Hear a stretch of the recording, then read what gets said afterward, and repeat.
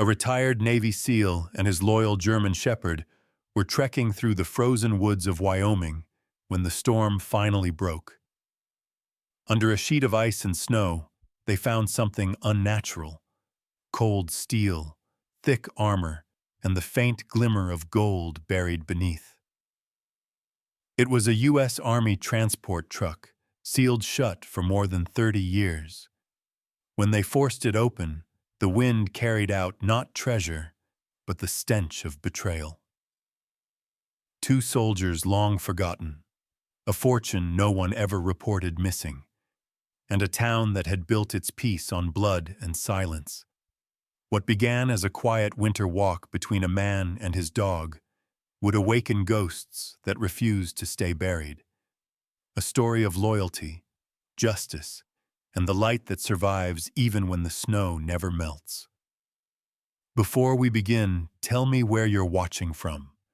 And don't forget to like, share, and subscribe for more stories of courage, redemption, and the quiet miracles that walk beside us every day.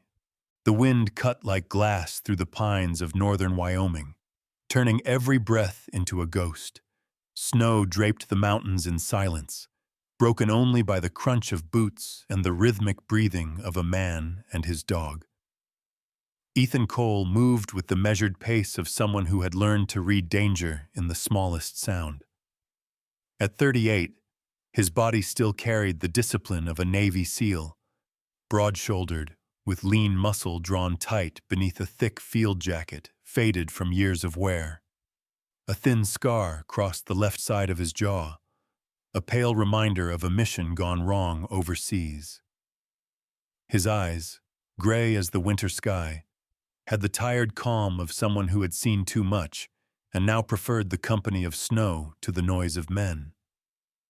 Beside him trotted Shadow, an 8-year-old German shepherd with a coat the color of storm clouds and amber eyes that caught light like embers.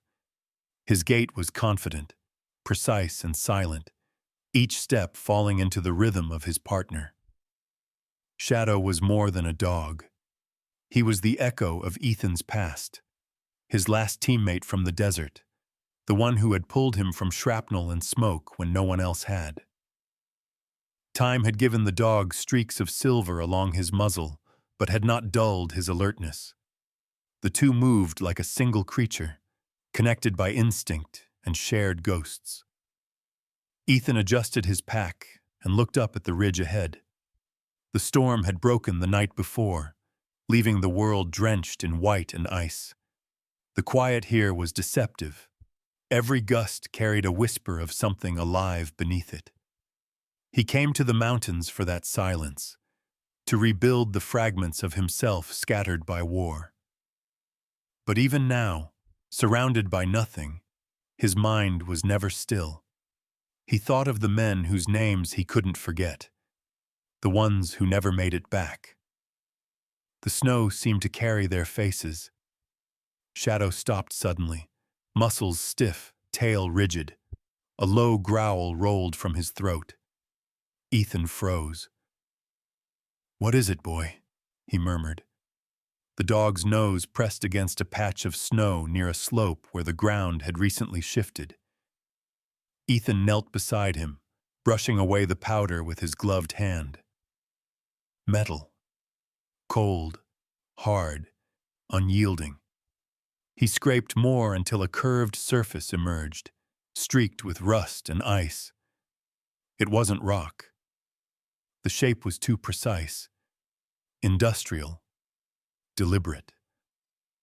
He pulled a small, collapsible shovel from his pack and began to dig, the motion mechanical, controlled. As the blade struck the buried object, a hollow echo reverberated through the frozen ground. The sound raised the hair on Ethan's neck. Bit by bit, the snow gave way, revealing a massive steel wall beneath the frost. His breath steamed against the surface as he wiped away grime to reveal faint letters etched into the corroded paint. Fort Knox Transport, 1986. For a long moment, he just stared, confusion mingling with an old soldier's unease. Fort Knox transports didn't vanish without headlines. He remembered stories, rumors of a lost convoy in Saint-Saëns, the 80s, dismissed as myth. Yet here it was, hidden beneath decades of silence. Shadow whined softly, ears flat. The dog's unease bled into him. Ethan pulled a flashlight from his pocket, knelt, and found a narrow seam, a place where time had cracked the armor. He pushed the beam through. The light bounced back, glinting faintly against something metallic inside. Gold. The unmistakable reflection of stacked bars dulled by dust and years. He exhaled, the cold smoke of his breath clouding the beam. "What the hell?" he whispered. Then came the sound, a long, sharp hiss carried by the wind, like breath drawn through clenched teeth. Ethan turned toward the tree line. Shadow's growl deepened, body low, eyes fixed on the dark fringe of forest. There, between the birches, stood a figure, too still to be the wind, too real to be imagination. A tall man wrapped in a black parka, face hidden by a hood. He didn't move, didn't call out, just watched. Ethan's instincts returned in a rush. His hand went to the knife on his belt. His heart began the old, familiar drum of combat readiness. The figure shifted slightly, then vanished, swallowed by the storm, as if the snow had devoured him whole. Silence fell again, but it was no longer peaceful. It was aware. Shadow barked once, sharp and furious, the sound echoing off the frozen valley. Ethan steadied him with a hand on his collar, scanning the tree line. Nothing. No tracks. No movement. Just the whistling of wind through the pines. He crouched to examine the ground where the figure had stood, but the snow was untouched, smooth, clean, too clean. Whoever it was knew how to move without leaving a trace. The unease pressed heavier on his chest than the cold. He turned back to the buried truck, its surface glinting faintly under the beam of his light. The world felt smaller now, as if the mountains themselves were listening. "We're not alone out here, Shadow," he said quietly. The dog's ears twitched, eyes bright and unblinking. As the last gust of wind swept over the ridge, something small rolled down the slope and stopped near Ethan's boot. He bent to pick it up. A silver Zippo lighter, tarnished but intact, its surface engraved with neat initials. HM. The metal was icy against his glove. He turned it over once, twice, then looked again toward the trees. The darkness stared back, silent. Ethan pocketed the lighter, the weight of it unfamiliar yet heavy with meaning. He could feel the storm building again beyond the mountains, a low, distant growl that mirrored the unease twisting in his gut. Whatever this was, whatever lay buried here, had been meant to stay hidden. And now he had disturbed it. The wind rose, howling through the valley like the cry of something awakened. The dog barked once more, sharp and urgent. Ethan looked down at him, then back at the mound of steel and snow. The convoy's rusted armor gleamed faintly under the thin moonlight, like the skin of a creature, long dead, but not forgotten. He didn't know it yet, but the moment he touched that door, his quiet exile would end. The storm swallowed their footprints as they turned away, leaving only the half-buried gleam of metal and the glint of the lighter lying half-exposed where Ethan had dropped it, the initials HM, catching the last flicker of light before the snow covered it once again. Morning broke over Frost Hollow with a pale, reluctant sun, its light filtering weakly through the veil of mist that clung to the valley. The storm had passed, but its memory lingered. The smell of wet pine, the crunch of frozen slush under boots, the echo of the wind like something whispering just beyond hearing. Ethan Cole guided his old pickup truck down the winding road toward town, his breath clouding in the cold cabin air. The world outside was painted in shades of gray and silence, the kind of quiet that demanded listening. Shadow sat in the passenger seat, a stoic silhouette with alert amber eyes following every shift of movement beyond the glass. The dog's fur caught the light, revealing streaks of silver like scars earned through loyalty and time. He was old, yet still radiated that measured readiness Ethan trusted more than most men. Ethan had barely slept. The image of the buried convoy and the faint reflection of gold behind steel haunted him through the night. Years of discipline had trained him to compartmentalize fear. But this was different. Not a mission, not combat. It was a secret that had waited for him. The lighter with the initials HM sat heavy in his pocket, pressing against his leg, as if reminding him that he'd stirred something best left frozen. He told himself he was only looking for context, facts, dates, something rational to ground the impossible. But deep down, he knew he was chasing ghosts. Frost Hollow was a small mountain town, the kind that seemed frozen in its own decade. Snow-laden roofs, quiet streets, the occasional distant bark of a dog. As Ethan parked outside the Frost Hollow Public Library, he spotted Clara Reeves through the window, arranging books near the counter.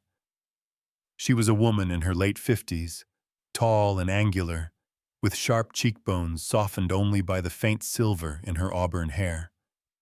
Her movements were deliberate, almost military, yet her eyes, a soft green, carried a quiet empathy that came from someone who had seen too many lonely winters. Clara had once been a journalist, the kind who chased truth until the world grew tired of hearing it. Now, she kept her stories on the shelves, waiting for someone still willing to ask questions. When Ethan entered, the small brass bell over the door chimed softly. The library smelled of paper and cedar polish, a fragile piece in contrast to the roaring thoughts inside his head. Clara looked up, her expression curious but unstartled, the look of someone who had learned to read people before they spoke. "You look like a man who's seen more than he wanted," she said, her voice calm, low, carrying the weight of observation rather than judgment. "Maybe I have," Ethan replied, offering a faint, tired smile. "I'm looking for old newspaper records, military transports, 1986 or 87, something to do with Fort Carson or Fort Knox." Her eyebrows lifted slightly. "That's an unusual topic for a quiet morning." She motioned him toward the back corner, where an aging microfilm reader sat beside drawers of labeled reels.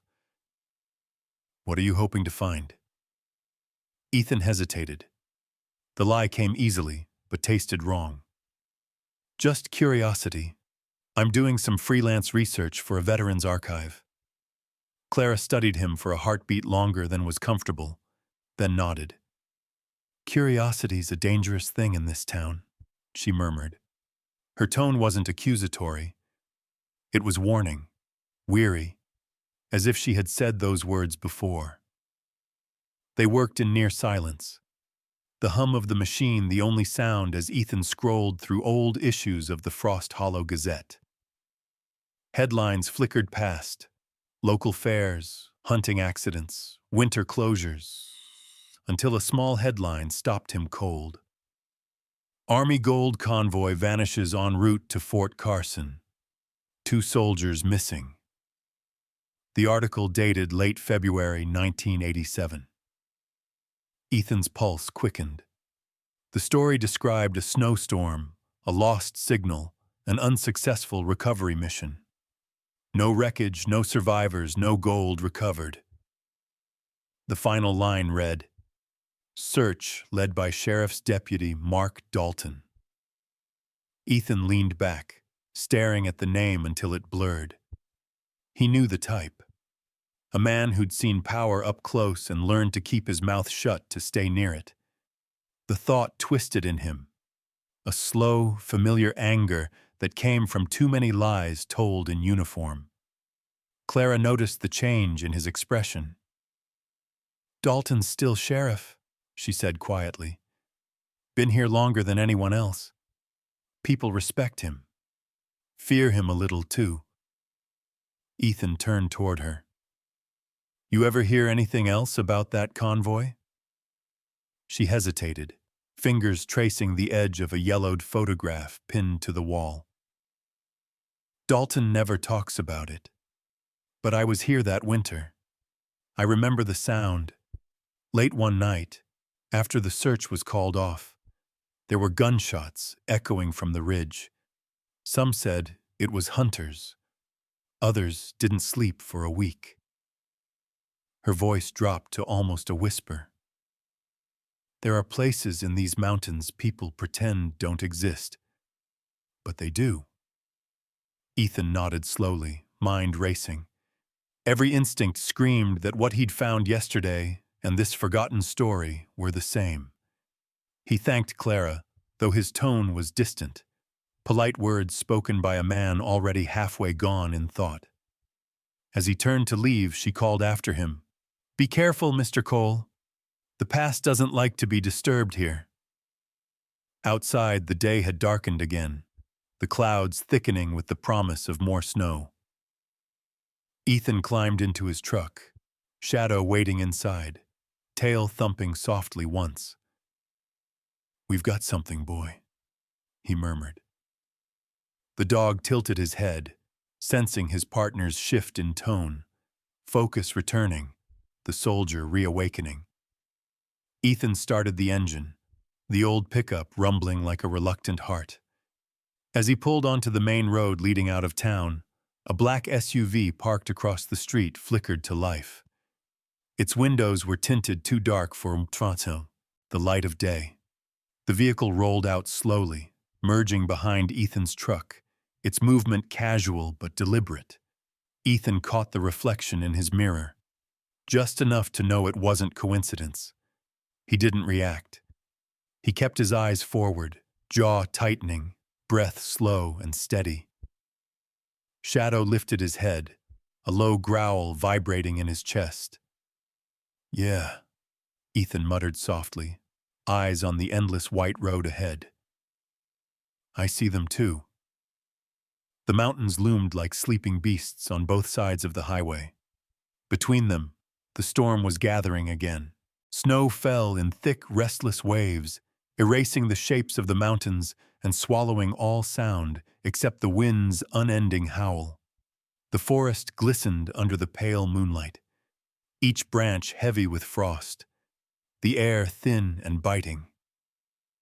Ethan Cole trudged through the knee-deep snow beside his German shepherd Shadow, his breath steaming in the beam of his headlamp.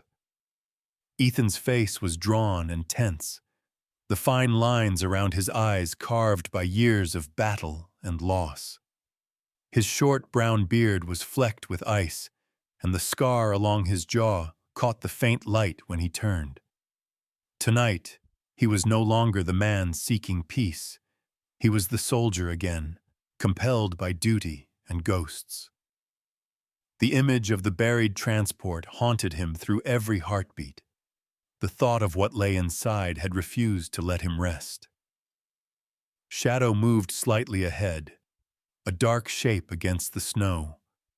The dog's gait was powerful yet careful, every movement efficient.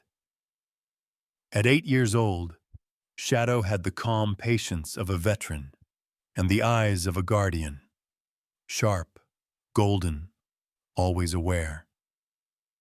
His ears flicked at each sound, his instincts tuned to the rhythm of his master's steps. They had faced death together once, and the bond between them was more than habit. It was the echo of survival.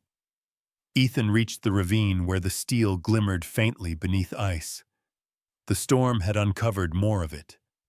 He brushed snow away with his gloves, the cold stinging his fingers through the leather. The massive rear door of the armored truck stared back at him like a sealed tomb. He crouched, prying at the rusted latch with a crowbar. The metal screamed in protest, echoing through the valley.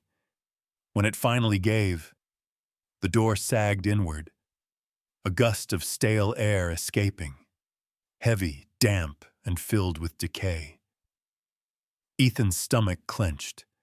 Shadow growled low, nose twitching, the smell of old blood prickling his senses. The beam of Ethan's flashlight sliced through the darkness inside. Two figures sat slumped near the front of the compartment, skeletons in rotting military uniforms, their bones dusted in frost. Spent shell casings littered the floor, mingling with shards of shattered glass and the twisted remains of a safe torn apart long ago. Scattered among it all were dull gold bars, their edges softened by grime and time. The sight hit Ethan harder than he expected. These weren't faceless casualties. They were soldiers like him, men who'd served, trusted, and died in silence. He crouched beside one skeleton, noting the faded patch on its sleeve. U.S. Army Transport Division. His jaw tightened. "What the hell happened to you?" he murmured. Shadow whimpered, his body low, tail tucked slightly as he sniffed the air. The scent of metal, dust, and something older, fear, hung thick. Ethan's mind churned, replaying scenarios. Robbery, ambush, betrayal. None of it fit neatly, yet all of it felt true. He began taking photographs. The uniforms, the wreck, the gold. Each flash a burst of sterile light cutting through the gloom. Evidence. Proof that this was no myth. Then the forest changed. It began with a sound too precise to be the wind, the distant growl of an engine. Ethan's head snapped up. Shadow stiffened, teeth bared, eyes locked on the tree line. A beam of light flared through the storm, cutting across the snow. Headlights, two of them, the truck. Ethan doused his flashlight instantly, heart pounding against his ribs. The instincts of a SEAL returned, smooth and automatic. He pulled Shadow close, whispering, "Quiet." The dog obeyed, muscles coiled tight. The engines drew nearer, slow and deliberate, crunching over snow. Ethan slid behind the wreckage, the metal cold against his back.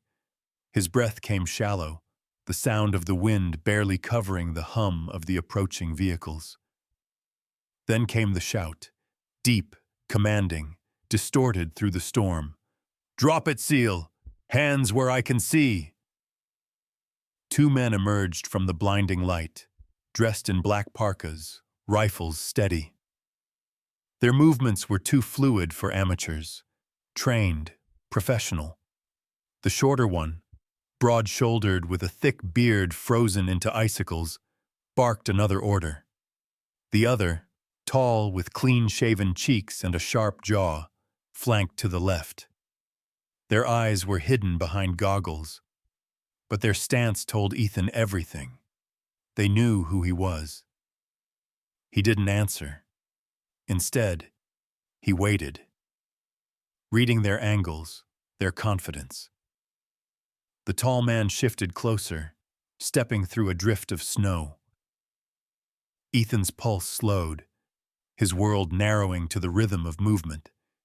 He could smell the diesel from their truck, feel the heat of adrenaline coiling under his skin. Then, a bark. Shadow exploded into motion. The dog hit the tall man before he could react, jaws clamping down on the man's arm. A gunshot cracked, shattering the night. Snow flew like shrapnel. The bearded man turned, shouting, "Get the dog!" Ethan lunged from cover, slamming his shoulder into the man's ribs, wrenching the rifle away. Another flash, another deafening shot, and the world became white chaos. Ethan's boot slipped on the ice-slick ground. The slope beneath him gave way, and in an instant he was falling, tumbling through snow and darkness. He landed hard against the lower ridge, pain lancing through his shoulder. The wind was knocked from his lungs. For a moment, everything was still except the faint sound of barking above. "Shadow!" he gasped, forcing himself up, vision swimming. Another shot echoed. Then silence. Only the storm answered him. He stumbled upward, hands scraping at ice, but the slope was slick and steep. When he finally reached the ledge, his flashlight flickered weakly across the snow. There was no one. No truck. No attackers. Only a single trail of paw prints. Shadows. Leading away from the wreckage, ending abruptly in a dark splash of red. The dog's blood. Ethan froze, breath catching in his throat. The world felt smaller, quieter. He crouched, pressing his hand against the crimson stain melting into the snow, his heart hammering against his ribs. "No," he whispered, voice cracking. "No, not you too." Above him, the wind screamed through the trees like a chorus of lost souls. Somewhere beyond that howl, footsteps faded into the distance, slow, deliberate, disappearing into the storm. Ethan stayed kneeling beside the prints until the snow began to cover them, swallowing the blood and the light, leaving only white silence. Outside, the storm had eased, leaving the world wrapped in a suffocating silence. The moon hung low over the pines, casting a dull silver glow on the battered cabin that clung to the edge of the ridge. Inside, Ethan Cole sat at a rough wooden table, his breath forming faint clouds in the cold air. His shoulder was bandaged, a thin line of blood soaking through the gauze, a reminder of the chase, of the men who wanted him silenced. He was still wearing his tactical jacket, torn and dusted with frost. The exhaustion in his eyes spoke of sleepless nights and memories that refused to fade. The man had once been Navy SEAL, a ghost forged in fire, but years of loss had stripped him of that certainty. Tonight, as the wind whispered against the cabin walls, he looked more like a soldier searching for meaning than a warrior hunting revenge. Across from him, a German shepherd lay curled on an old blanket near the fire. Shadow's flank rose and fell with slow, steady breaths, his left paw wrapped with gauze where a bullet had grazed him. Even injured, he looked powerful. Thick winter coat of gray and sable, eyes amber bright and restless. He was more than a dog. He was Ethan's last tie to humanity. When Shadow stirred, Ethan's gaze softened, one hand absently reaching down to rest on the dog's neck. "You did good, buddy," he murmured. The dog's ear flicked, a small acknowledgement. Ethan's laptop hummed to life, the faint glow painting his tired face blue. Through the satellite uplink, he reviewed the photos he had taken in the ravine. Each image unfolded like a ghost from the past, the skeletons, the torn safe, and the dull shimmer of gold bars half buried in ice. Then one close-up caught his eye. A single bar engraved with a barely legible stamp, U.S. Treasury, 1986. His pulse quickened. That wasn't a private shipment. It was military property, federal, and someone had buried it here, deliberately. He zoomed in on the serial markings, cross-referencing them through an encrypted government database still active from his service years. The connection was slow, the storm weakening the signal. When the results appeared, They made his stomach knot. The gold had been part of a classified transport headed from Fort Knox to a Colorado base. Officially, that transport had never existed, but the coordinates of its disappearance matched the region he was standing in, Frost Hollow. Ethan leaned back, rubbing his temples. The pieces were aligning into something ugly. He remembered the face of the older man he'd glimpsed in the SUV during the ambush. Silver hair, expensive coat, a predator's stillness. He'd seen that look before, what, in war zones. The calm of a man who'd killed and never paid for it. He pulled up the town's corporate registry next. The list of major landowners was short. One name appeared again and again: Harold Mason, mining, construction, logistics. Every company traced back to him. Mason, according to the archives, had founded Frost Hollow Gold Company in 1987. The same year, the military transport vanished. Ethan's breath came slow, measured. The timeline fit too perfectly. Mason wasn't just the town's benefactor. He was its architect, built on blood and stolen gold. Mason's photo appeared on screen. A man in his 60s, tall, broad-shouldered, his smile confident in that polished, political way. Sharp gray eyes beneath neatly combed silver hair, jaw square, skin weathered but proud. To the townsfolk, he was a savior. The man who brought jobs, restored the mines, rebuilt after the floods. But Ethan saw the truth now. A soldier turned traitor who had stolen what wasn't his and buried his sins beneath charity and snow. Anger simmered quietly beneath Ethan's calm exterior. He wasn't a man prone to rage. Training had taught him to bury it deep. But betrayal, especially of brothers in uniform, cut through every wall. He stared at the photo until it blurred, then forced himself to breathe. "You buried them," he whispered. "But not forever." He opened a secure chat window and typed a message to an old ally.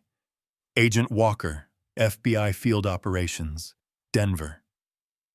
Walker had once served in counterintelligence and owed Ethan his life from a mission gone wrong in Kandahar. Their trust ran deeper than protocol. Ethan. Got something big. Military gold transport. Missing since '86. Found it buried in Frost Hollow. Skeletons, shell casings, cereals still intact. Walker. Jesus, Ethan. You sure? Ethan. Positive. I've got photos. Sending now. He uploaded the files, the images transmitting through the encrypted satellite channel. A long pause followed, the cursor blinking like a heartbeat. Then, Walker. Harold Mason's name came up before. Untouchable. Money everywhere. Politics, state contracts, private security. But if you've got proof, we can build a case. Just stay alive until I get there. Ethan closed the laptop slowly, the blue light fading. The cabin felt smaller, the air thicker. The truth was dangerous now, not because it was hidden, but because someone powerful wanted it to stay that way. Outside, the snow began to fall again, soft and steady, as if the world was trying to bury everything once more. He knelt beside Shadow, checking the dog's bandage. "One more mission, boy," he whispered, his tone firm but gentle. "We draw him out. We end it where it started." Shadow lifted his head, eyes burning gold in the dim firelight, as if he understood. Ethan rose, his silhouette tall and steady against the flickering flame, the storm's reflection glinting in his eyes. He began to load his rifle, slide in spare magazines, and check his gear. Methodical, precise, unhurried. The soldier in him was awake again. Far below in the valley, lights shimmered from the frost-hollow mines. Mason's empire glowing like buried fire beneath the snow. And Ethan knew that, by sunrise, the man who had built it on death would be walking straight into his own trap. The wind howled like a wounded thing, sweeping over the ravine and bending the skeletal pines that clung to its frozen edges. Snow danced through the darkness in silver ribbons, illuminated by the twin headlights of an approaching SUV.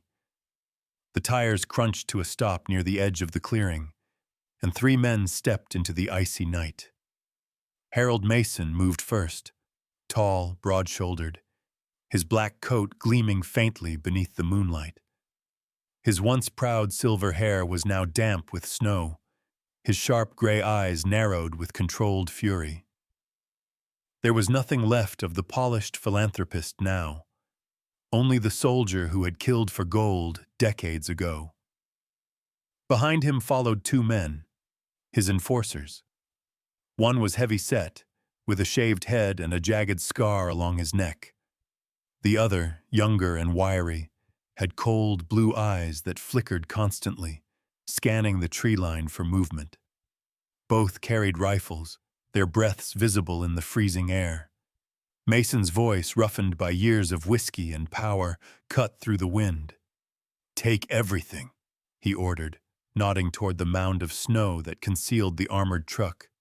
"Not a single bar left, and if that seal's still breathing, bury him here with it." His tone was casual, almost bored, but beneath it pulsed the tremor of fear. He wasn't here for the gold. He was here to erase the past. High above, on a ledge half hidden by frost, Ethan Cole watched through his nightscope. His face was streaked with cold sweat despite the freezing air, and the faint tremor in his bandaged shoulder betrayed the pain still lingering from the last encounter. The snow clung to his lashes and beard, but his focus was unwavering. Below, Mason's men moved like shadows around the buried vehicle, their boots kicking up flurries of white. Ethan's breathing slowed, every inhale controlled, every exhale measured. He had been here before, not in this forest, but in this moment. The stillness before violence, the edge where mercy ends. Beside him, Shadow crouched low, muscles coiled under his thick gray coat. His golden eyes glowed faintly in the dark, fixed on the men below. A low rumble built in his throat, deep and steady, like distant thunder. Ethan reached out, resting a gloved hand on the dog's neck. "Not yet," he whispered. The contact steadied him as much as it calmed the animal. He felt the old calm return, the one drilled into him during years of covert ops, where emotion vanished and only purpose remained. But beneath that calm lay something heavier: grief. The memory of the dead soldiers in the armored truck. Men who'd once trusted their commander, who'd died for a lie.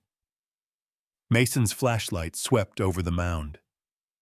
"Here," the older man said. "Start digging."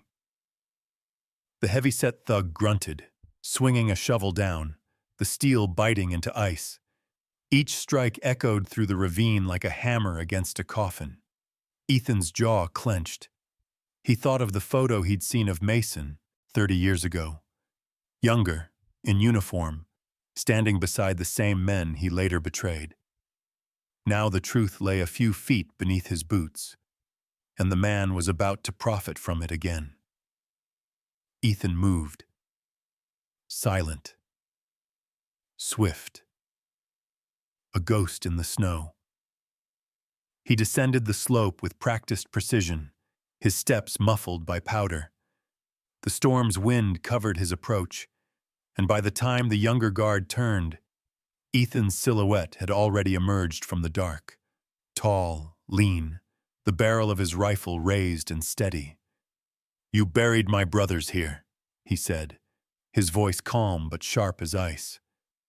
Now I'm here to dig them out." The heavy-set thug spun, shouting, "He's here!" Rifles lifted. The night erupted. Gunfire tore through the silence, flashes of light strobing across the white valley. Ethan ducked behind a fallen log, returning fire in short, precise bursts. A bullet grazed his arm, heat biting through cold, but he didn't flinch. The rhythm of combat was familiar, almost hauntingly so. The crack of rifles, the hiss of breath, the sharp commands swallowed by wind. Then shadow broke from cover, a blur of gray and fury. The dog launched himself at the heavy-set man, jaws clamping onto his forearm with bone-cracking force. The man screamed, the rifle falling uselessly into the snow. Ethan seized the opening, moving low, sweeping his leg out, knocking the younger guard flat before disarming him with a single, efficient strike. Snow flew around them in violent arcs, the chaos of battle dissolving into instinct. Within seconds, only Mason remained standing, pistol drawn, breath ragged. The older man's hand shook. His voice was raw with desperation. "You don't understand, Cole. I did what I had to do. We were ordered to move that gold. No backup, no command. They left us there. I took what we earned." His words echoed hollowly, half confession, half justification. Ethan stepped closer, his eyes hard, but not hateful. "You didn't earn it," he said quietly. "You stole it. From men who trusted you. You buried them for it." Mason's jaw trembled, the weight of years pressing against his chest. His gun hand wavered. For a fleeting second, the arrogance cracked, and behind it flickered regret. Then headlights flared across the snow, blue and red lights splitting the darkness. The wail of sirens cut through the storm. Mason turned, blinded by the glare. FBI agents poured from unmarked vehicles, rifles raised. "Drop the weapon," a voice commanded. It was Agent Walker, his tall frame unmistakable as he advanced, steady and unflinching. His coat whipped in the wind, his eyes sharp beneath the flicker of emergency lights. "Harold Mason, you're under arrest for murder, conspiracy, and federal theft." Mason's gun slipped from his grip, clattering onto the ice. He sank to his knees, shoulders sagging. The agents moved in, handcuffing him as he muttered something incoherent. Perhaps a prayer or an apology too late for the dead to hear. Walker gave Ethan a curt nod, the silent acknowledgement of soldiers who had seen too much. As the sun began to rise, the storm broke. The first light of dawn spilled across the ravine, washing the snow in shades of gold and amber. The armored truck, half buried, reflected the sunlight from within its shattered hull, the stolen gold glowing like a final confession. Ethan stood beside Shadow, his hand resting on the dog's back. "You brought me here," he whispered, "so they could finally rest." The German shepherd pressed closer, eyes soft, tail barely wagging, as if understanding. The wind swept across the valley, carrying away the last traces of smoke and blood. What remained was silence, heavy, sacred, and pure. A silence that felt, for the first time, like peace. In the quiet that followed the storm, the gold no longer mattered. What remained was the light, soft, pure, and forgiving, shining across the snow where men once bled and dreams once died. Ethan didn't find riches that night. He found something far greater. He found that even in a world frozen by greed and silence, God's hand still moves, not in thunder or fire, but in the small mercies that guide us home. Sometimes he sends his angels not with wings, but with paws and loyal hearts. And maybe that's the miracle we keep missing. That redemption doesn't come in bursts of glory, but in moments of quiet courage, in faith that survives the coldest winters of the soul. If this story touched your heart, share it. Tell someone that light still lives in the world, even when all seems lost. Leave a comment, subscribe, and help these stories of hope reach those who've forgotten how to believe. May God bless you, and may His light guide your steps through every storm, every silence, and every shadow that life brings.